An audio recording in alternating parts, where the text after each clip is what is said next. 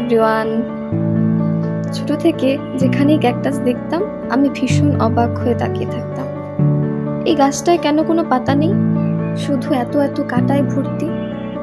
কারণ সকলের জীবনচক্র যে একই নিয়মে বেড়ে ওঠে না, সেটা সেই ছোট্ট আমি তখনও বুঝতে শিখিনি।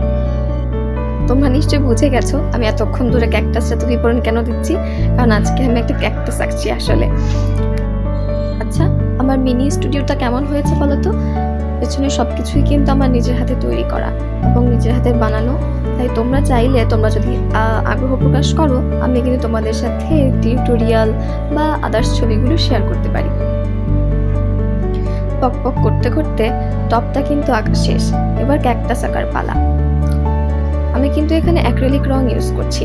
অ্যাক্রিলিক রং দিয়ে ভাবলাম একটু অয়েল কালার ট্রিটমেন্টে কাজটা করবো, একটু ভারী ভারী করে দিয়ে। লাইট শেডটা একটু ধরার চেষ্টা করেছি, কতটা ঠিক বোঝা যাচ্ছে জানি না। গ্রিনের শেড কিন্তু এখানে অনেকগুলো।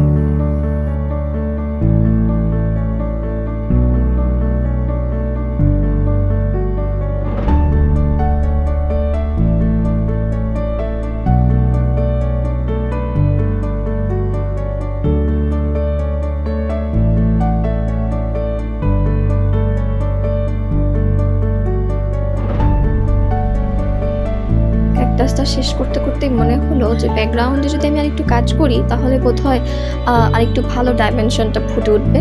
সেই জন্যই ব্যাকগ্রাউন্ডে ভাবলাম, যেটা বলেছি যে অয়েল কালার ট্রিটমেন্টে কাজটা করতে চাচ্ছি, তাই স্প্যাচুলা দিয়ে আমি রংটা একটু ভারী করে নিয়ে ব্যাকগ্রাউন্ডে দিয়ে দিলাম।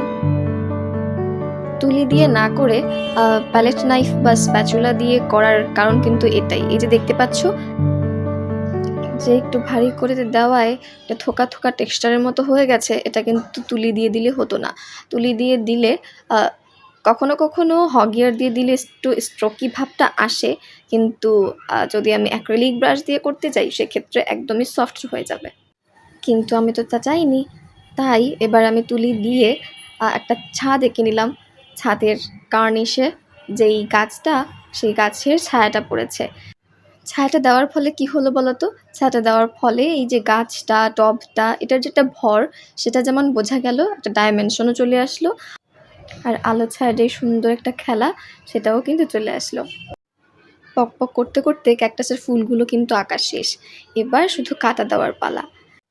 আর এই যে প্রায় তোমরা আমার এই বকবকগুলো সহ্য করছো, আমাকে এত এত ভালোবাসা দিচ্ছ, ইন্সপায়ার করছো, আমি কিন্তু এতে ভীষণ খুশি। আর তোমাদের জন্য অনেক অনেক ভালোবাসা। এই তো শেষ হয়ে গেছে আমার পেইন্টিং। নতুন একটা ভিডিও আসার আগ পর্যন্ত ভালো থেকো, টাটা।